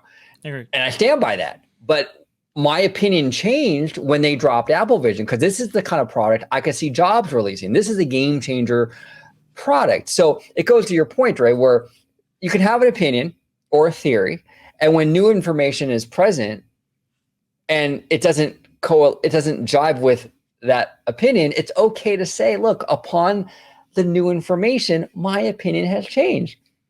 I mean, that as adults, that's what we're supposed to do. And you can't try to mold everything around because now the facts don't coalesce with what you're trying to, just not. And when you try to opine and posit that your opinion is fact, and then you have to kind of morph the facts around it in order to just get into really dicey territory here. Yeah. By overvaluing Hulu on the books, the transaction has hoped to paper over this mysterious black hole inside Disney's ledgers. A black hole that may well be the FTX scandal. FTX again! And I have been positing since Bob Chapek was unceremoniously fired 10 years after FTX collapsed last year. And no, we're not done yet. Sparrow reveals that, quote, "Burn It Down" by Maureen Ryan has become the talk of the Lucasfilm office today. This is very interesting. Now, this is something right here. Because apparently this book, Burn It Down, is supposed to be very scandalous. And it's not just Cameron saying this. It's actually some others who are saying this as well, suggesting that Kathleen Kennedy might be indicted as maybe... Not indicted criminally, but indicted character-wise for being maybe insensitive to the kind of the racial context of the moment. Shit. We'll see when the actual book comes out. Employees are gossiping about the stories inside the book, and it is leading to a, quote, pile-on where employees are sharing with each other more examples of sexism, racism, and incompetence that they have witnessed with their own eyes. The book has blown the lid off of Lucasfilm's Code of Omerta, where people were afraid to say aloud the abuses they have seen. And these stories may very well end up being leaked to the public over time now that the gin has been released from the bottle. It has now become a priority for the Flying Monkeys to identify the staffer called, quote, Emma in the book who leaked the embarrassing stories. And Sparrow says that Kennedy's minions are theorizing that Emma and Sparrow are indeed the same person. Interesting. Note to Carrie Beck. I do know whether Sparrow and Emma are the same person, but I won't be telling you. Sorry. And finally, in the midst of all of this chaos, Kathleen Kennedy didn't show up to the office today. Okay, some interesting things in there. Again, grain of salt, as always. We'll see what this book actually has to say. Interesting nonetheless. But if that book, in this current environment, right, if that starts to leak out, that the racism, the sexism, the toxic environment, she's, definitely gone with that. Because, Bob Iger is a very culturally aware guy, Yes. Very culturally aware. He's not going to put up with that. Anything that makes his studio look racist. Right. No. Look how he handled John Lasseter with the Me Too stuff. That'll give you a hint. So she would not survive that. I don't think she's gonna. I honestly think she's leaving anyway. I think the Indy 5 thing is gonna be the end of it. But if by chance she does survive past Indy 5, Indy 5 does great, whatever. That book, that might be it. That might be the one thing that does it. It's an interesting thing, and I'm going to separate this out from the wider context of this overall piece by Cameron, because we know that this book coming out, this isn't just Cameron saying it, this is some others saying it. And the big rumor is that Kathleen Kennedy herself might have advised specifically that somebody like John Boyega be minimized on the poster for the Chinese release of Force Awakens. That's interesting.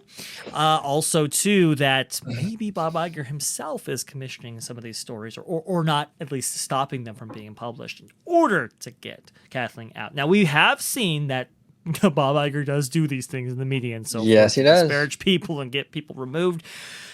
This is definitely within his wheelhouse here. We will see what ultimately happens from this, but it doesn't sound good, and it sounds it has a little bit more weight to it than some of the other things that Cameron is positing in this piece. Yes, and to give a little idea as to why, because some people might be wondering, like, why doesn't Bob Iger just fire her instead of leaking stuff to the press or doing these hit pieces? The thing that Bob Iger has to be very careful about when letting Kathleen Kennedy go is, number one, she is respected in Hollywood. Overall, she's respected in that industry, right? Right. So you fire a Kathleen Kennedy, and it's like it's going to be like the Peter Rice thing a little bit, maybe even worse. Yeah. So you have to nick away at that. You can't fire her when everyone's still kind of fawning over her. You have to nick away at that reputation. That's number one. And then number two, look, the world we live in, she's a woman. So Iger is going to want to protect himself from looking like a sexist. Because more than likely she'll get fired, and then they're going to have the white male Jon Favreau take her place. That's bad optics when you're dealing, with a guy like Iger. You know what I'm saying? Absolutely. That's bad optics. So they have to make sure that the industry and the public is on board with this firing, and you do that through hit pieces. Absolutely. You kind of you take them down a notch, and now people are more accepting of a move at that level than they would be if she was perceived to be on top. So you air out all the dirty laundry in order to facilitate that transition. Look, I don't like it, but hey, we have seen Iger do this in the past. Is this actually playing out here? Well, look at the Fortune article that we just read. That was a scathing article uncovering all the dirty laundry and exposing it to the world in a way that, fandom metatypes have been for years. I will say that, but in a forum that is being viewed by the wider entertainment industry, by the wider financial industry, right? I mean, people. Let's be honest. Wall Street analysts aren't watching, Waller videos or Critical Drinker videos or Geeks and Gamers videos, right? But they are reading magazines like Fortune, especially the entertainment press at large. So to have something like that published, that had to have been commissioned by the one and only Bob Iger, I would say. And maybe this book is part of that. We will see how that actually turns out. But if what we're hearing in that book is actually true, or is allowed to be published and maybe get some traction within the trades, that could be devastating to Kathleen Kennedy for sure. Oh, it would be. Yeah, she wouldn't survive that. She wouldn't survive her position at Lucasfilm, number one. And she would even, at that point, would probably never be hired in Hollywood again, to be honest. I mean, that would be the end of it. Yeah. She'd be blacklisted. She would be. There's a lot of pressure on that studio right now to perform. I think the only thing that could turn around is a big blockbuster, success, but I just don't see that on the horizon. I'll end it with this, okay?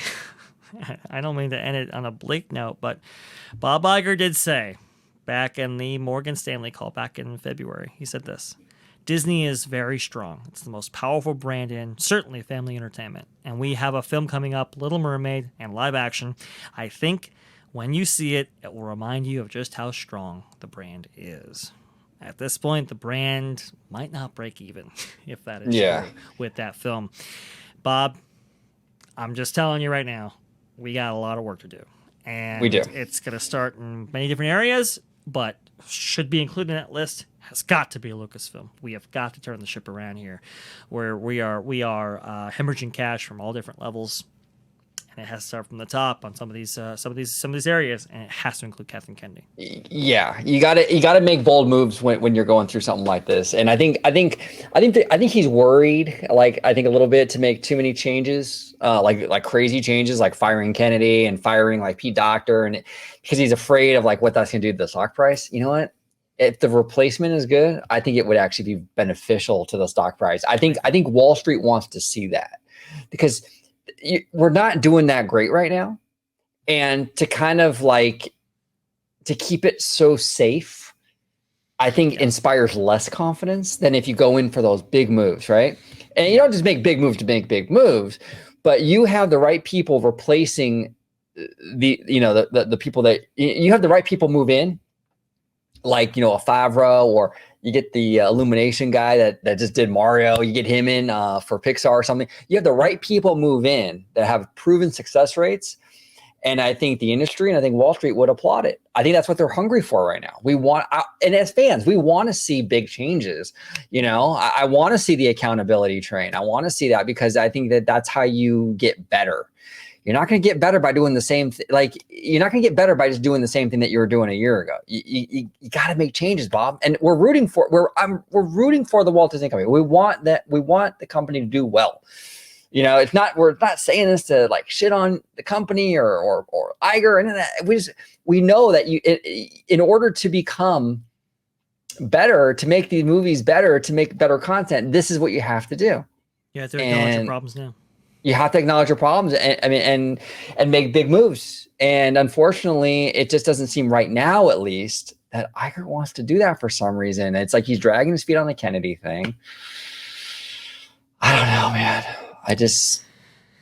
It's tough. It's like, I'm just telling you, this is why we did the Apple Vision Pro story, because that was actually a good story. That was, you know, we were excited about the future, you know, and those are the stories I want. I mean, I want to do videos on that every single time.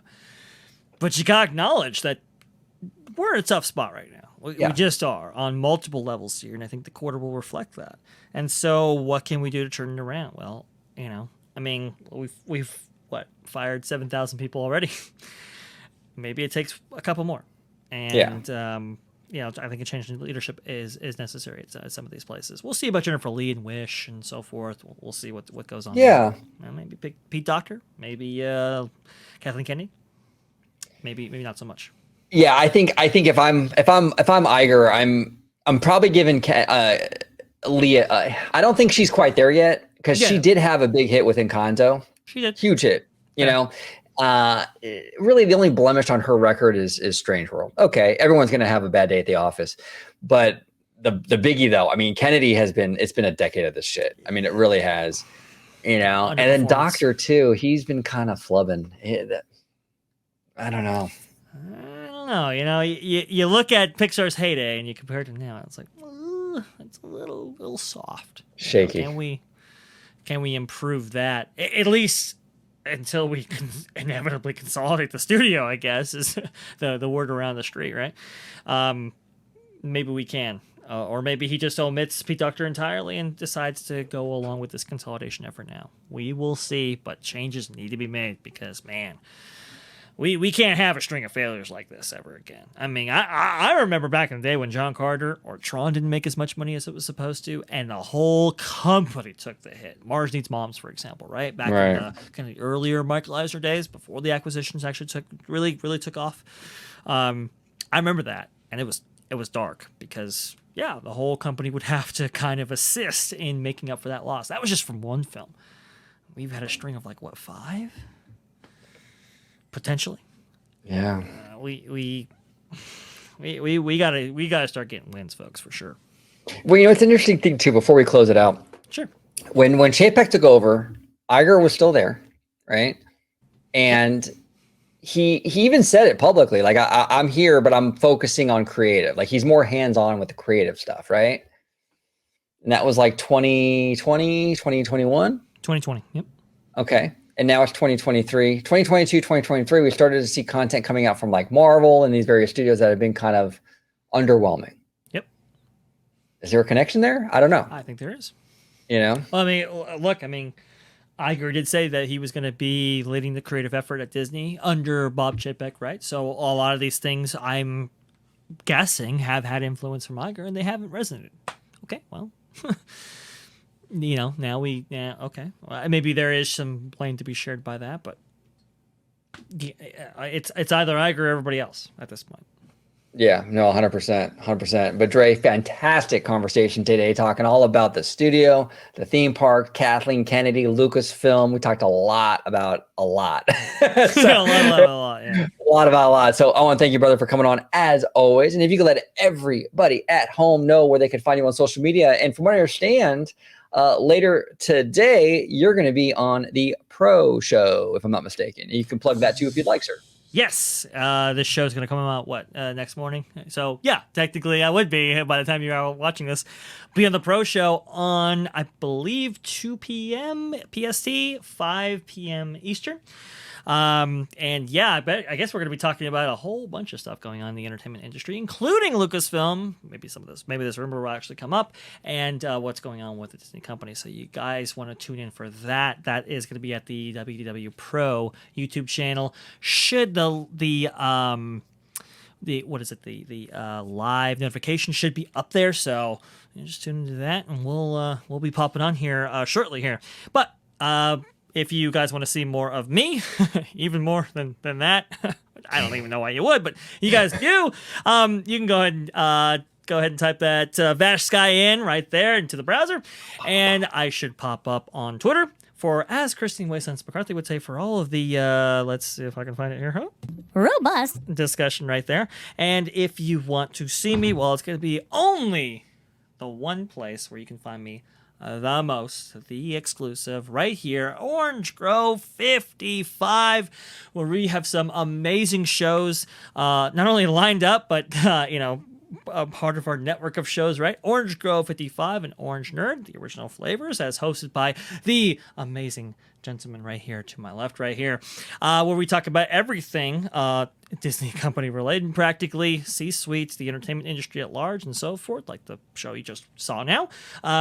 Citrus Corner with our good dear friend Citrus George, who is actually in Walt Disney World right now, but that's the outlet that he utilizes to talk about everything Walt Disney World related, and we're going to have a great show on that, folks. Yes. We go over his experiences at Disney World, and we go over our combined experiences at Disneyland recently. That's going to be a lot of fun there, so you definitely want to tune in for that. Story Geeks with Jay, where we talk about the stories that impact our lives, and my own show, Freshly Squeezed, your source for juice, news, and info, squeezed fresh, right from the Grove. There we go. Everybody at home, comment down below with all your thoughts on everything we talked about today. Kathleen Kennedy, Pixar, Marvel, the studio, Cameron Pasha's scoop about selling Lucasfilm. What do you think about that? Do you think it's going to happen? Maybe not. What are your feelings on that? Comment down below all your thoughts, and we will end it like we've been ending it the past few videos with my 3 favorite colors, black, pink, and orange. I'm getting kicked as a fat chick, hauling a roll like a ratchet. Smart mouth with dumb heat, like iced tea of OG, like iced tea of OG, like iced tea of OG, like iced tea of OG,